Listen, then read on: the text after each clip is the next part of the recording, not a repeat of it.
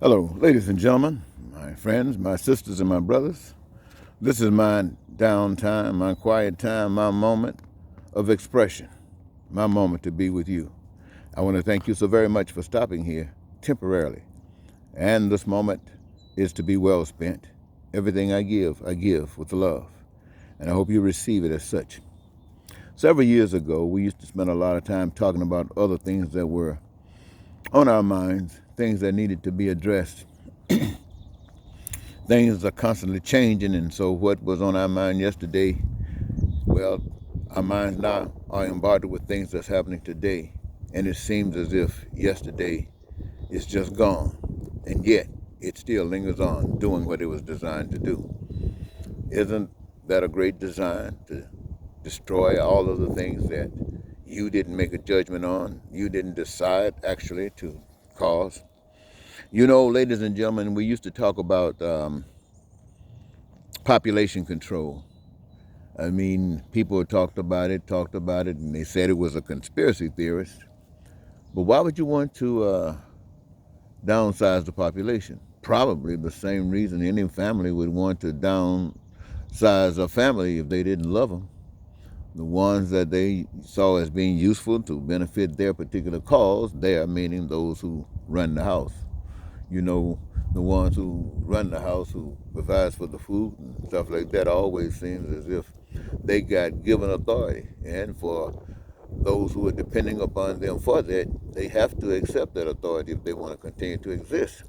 Now, there'll come a time, perhaps they can make up their minds and decide that they don't want to exist under those particular terms, and then they can make a decision to go out on their own, and maybe they can do better or fare less and want to come back home and would take anything just to survive.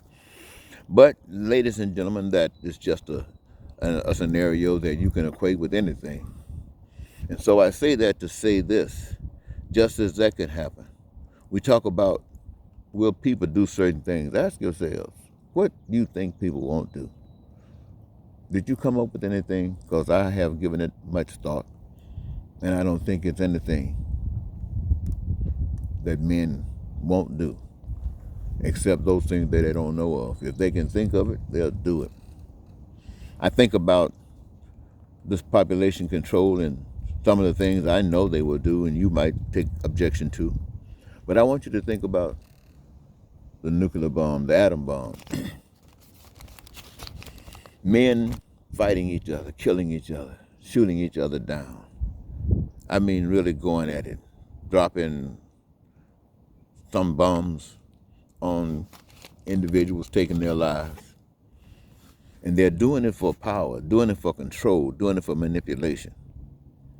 Power hunger. Where does that come from? That hunger comes from generations and generations and generations ago, from those who said they were direct descendants from the holiness in the invisible world God, who left them an authority, and that stuff has been handed down from then to now.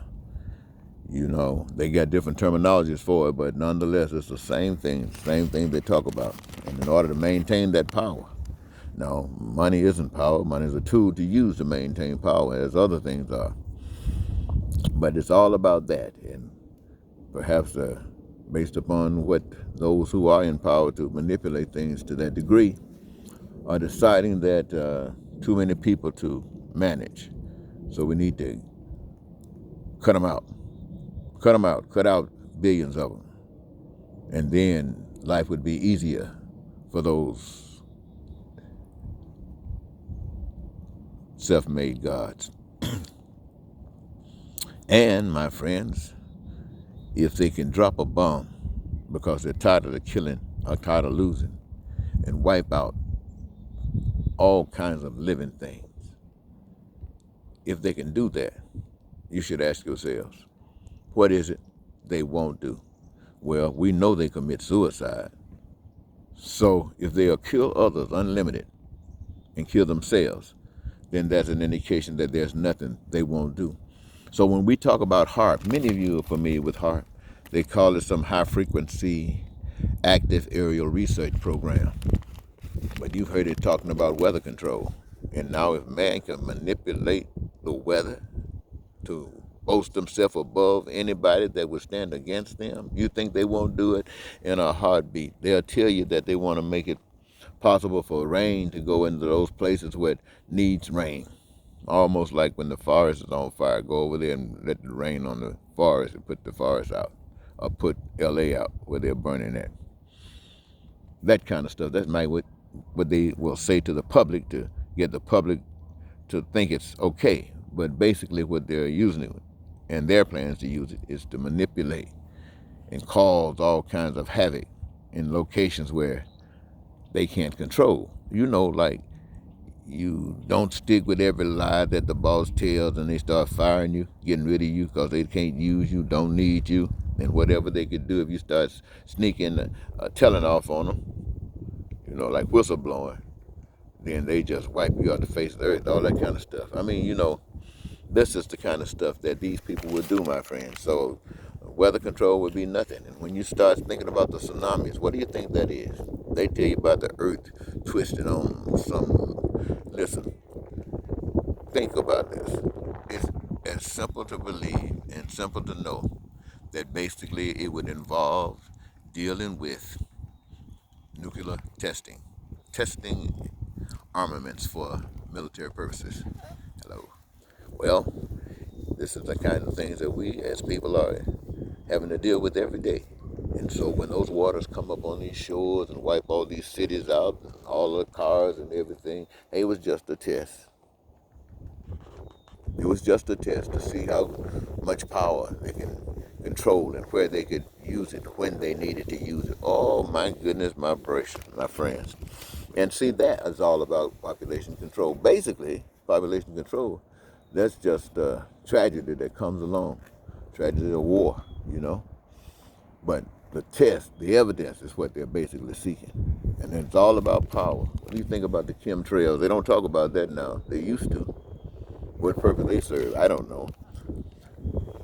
Hunger in great places of the world. People are starving every day. What is that about? There's people dying. And even the wars continue in Syria, Russia engaging, Ukraine, and those regional participants. What is it all about? Just killing people?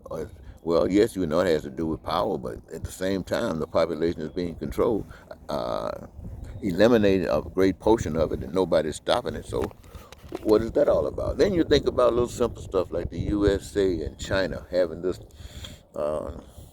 trade war. What's that all about? A trade war. Break down basic standards. You think about the stock trades, right? When we were talking about this virus coming aboard. Some were given certain information, and they were able to go and renegotiate their portfolio for their benefit, and they did that according to the evidence, even before you were made aware of what was coming. And they made sure that you didn't get that information in time enough to really prepare for it. And they had already made sure that by depleting the stockpile that you already had and not paying any attention to refilling and restocking and making sure that the agency itself that was geared up to protect the American people in situations like this had been dismantled. That all had been set in place. Dismantle this, make sure that nothing is available, and give us somebody up there who owe us, who wants to be important, who wants to be a billionaire, who has sold his soul. Give us somebody there to make sure that this stuff happens. So they'll go down and they'll break up the United Nations, that relationship that have established for quite some time. They want to mess that up. And other little agreements that they've made with some of these allied nations and perhaps those who are not even allies, but find it mutually advantageous for them to agree on certain things, and they want to break that up. Just anything that seems to be holding something together, just go in and break it up, and take over the country, violate all the laws. Oh man, wow, my goodness, my gracious. Look, the people who were in Congress who went and renegotiated their stock, they had inside information. wonder why is it that those senators, when the impeachment process was going on, even senators who had said so much against the president, who recognized the president before he got into office for doing the same things that he did while he was in office, and they put him down before he got in office. And after being in office and flexing his muscles, you found that those same people, it was like they had never said anything about or against this person before, because they were embracing everything that he's saying. Is it possible that they had inside information about this population control, about this virus that would be directed to certain populations to get them out? You know, the man talked about making this nation great again, and he was talking about giving white people power and getting rid of all these other kind of people. Who knew he could have been talking about the coronavirus? Well, it plays right into that hand. Well, ladies and gentlemen, let's say all of the stuff you can speculate. You know it can't happen. Sometimes it makes you think this, that the earth is just a place for human beings who don't deserve to be in the spiritual world. They are put here to live in a world that they can, as we can do. I don't know about the spiritual world too much, but I know right here I can't see it.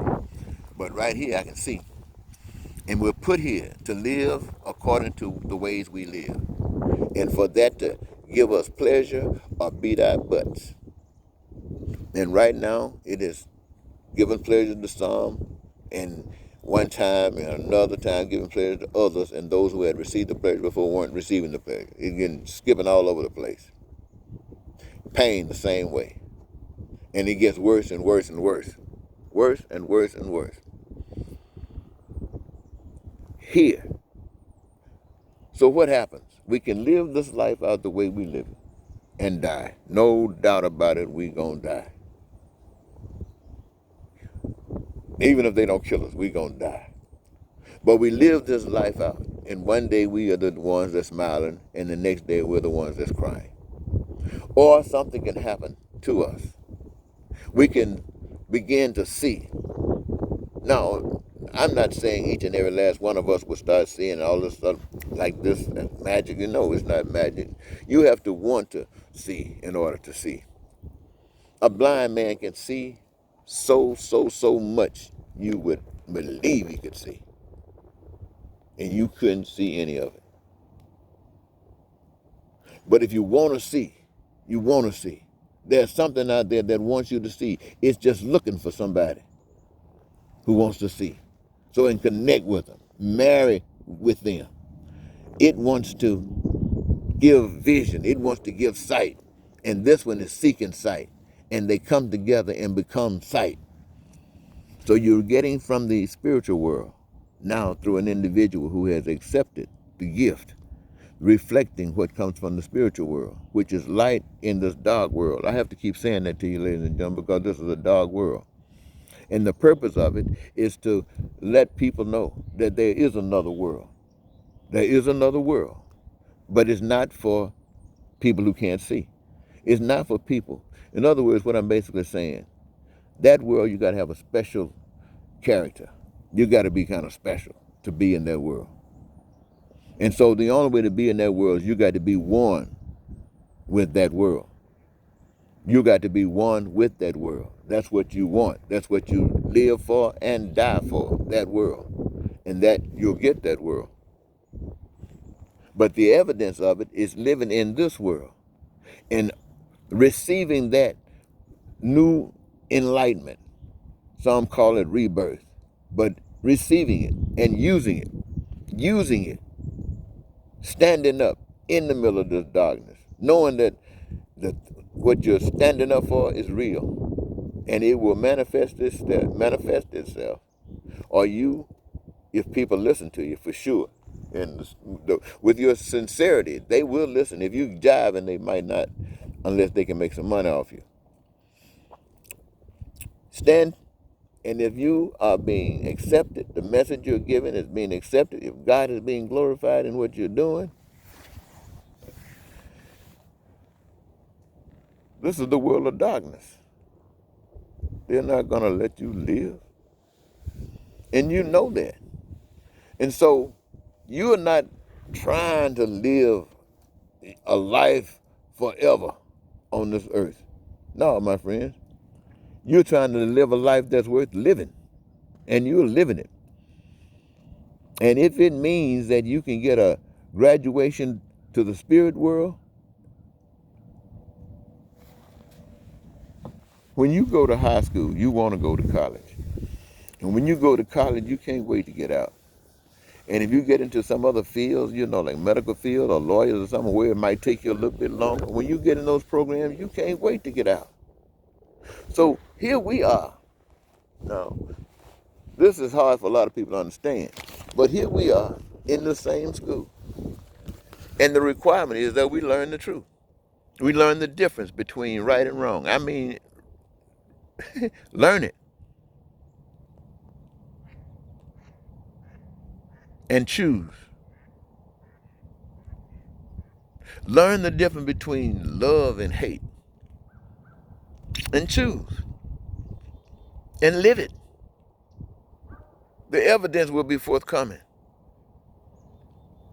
And when you have gotten to that point, maybe at the age of 16, or maybe at the age of 23, or maybe at the age of 40,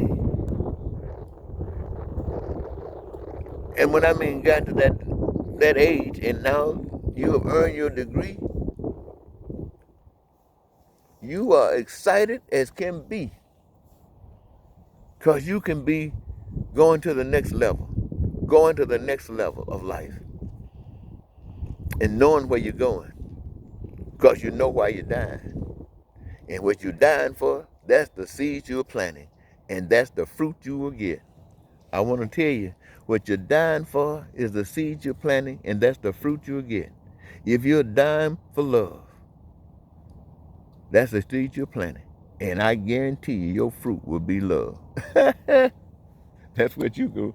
That's what you got.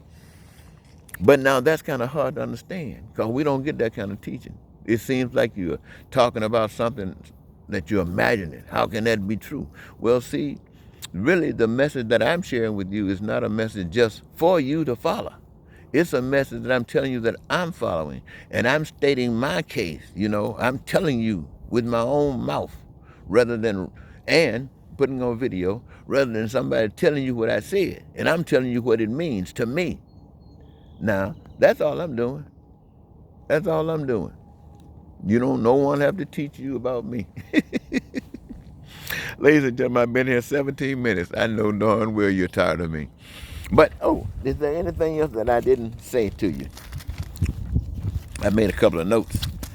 All right. Yeah.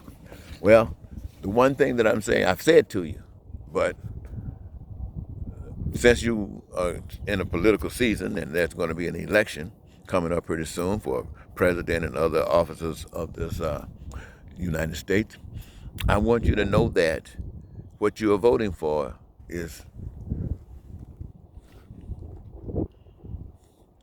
what you are about. What you're voting for is what you are about. If you are about what the Republicans stand for, that's what you're voting for. If you are about what the Democrats are for, then that's what you are for. But if you're voting for something that someone else is representing, then that's what you're for. If you're voting for something that you imagine to be better than all of that stuff that's out there, if that's what's most important to you, something that you can envision that's better than all of these others that are standing up saying what they can do, then you go up to that blank spot and write in your own name. Write in your own name. So you are stating to America, that's what you are saying, that they are not worth your power. They are not worth your vote, because what you stand for is much better than any of that. Tell America that you're fed up with this hogwash. Tell them that you can do better, that you want better, that you deserve better. And rather than just voting for this stuff to continue, nah, you vote for what you believe in. You believe you'll vote for what you want. Now, I guarantee you that's a message. Now, ladies and gentlemen, I want to thank you for giving me this your time. Once again, this is Eddie Marcus. Until next time, goodbye.